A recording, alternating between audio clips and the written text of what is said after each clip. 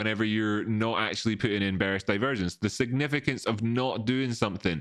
It's about understanding the dynamics here. People often look for signals, but signals are a particular interpretation of just a series of a continuum, right? So if we look over here in terms of the data that's being put out and its utility, and here at the low end we just make a scale here. In fact, you've got the utility. This is the utility scale,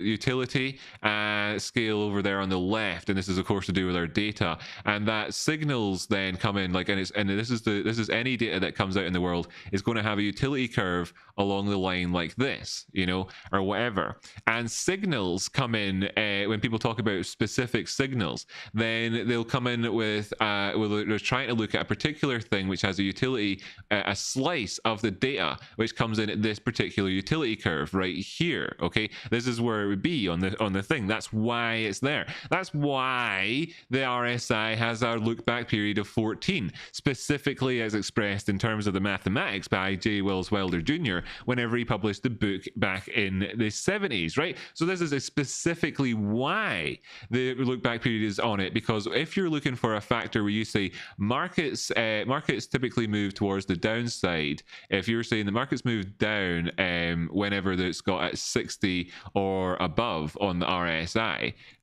when there's a look back period of 14, this particular sentence is whenever you're going to extract this utility from that continuum of data, right? But it's not like the RSI doesn't exist in the rest of the time. It's still there and it's still giving you data. Now the funny thing is that this is just indicator A, right? And what actually you're going to find is that what people are doing is that they're looking for confluence, are they not? So you've got indicator A and then you've got indicator B. Now indicator B is going to look like this in terms of its utility thing, right? That's what it's going to look like. And then you're going to look for indicator C. And what it's going to look like is this on its utility thing, right? Therefore, the smart trader knows that utility curve is going to have to be looked at across these areas themselves, as opposed to necessarily exclusively on the area of the single utility curve for that particular indicator. Are you following along with this?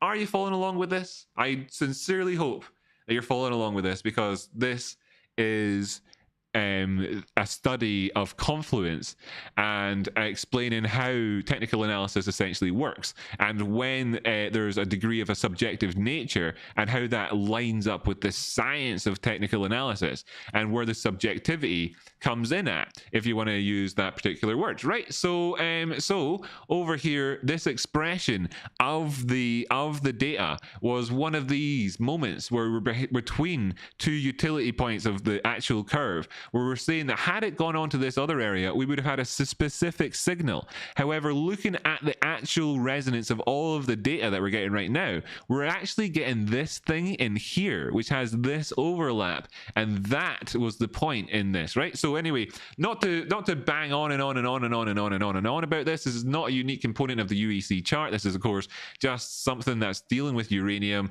that has technical analysis done on it while we're looking at something that's been in an upward trend for a while. It's a commodity, and it's not exactly in the same way as constrained in terms of its correlation with other things like SPY, etc. As a general rule, diversification across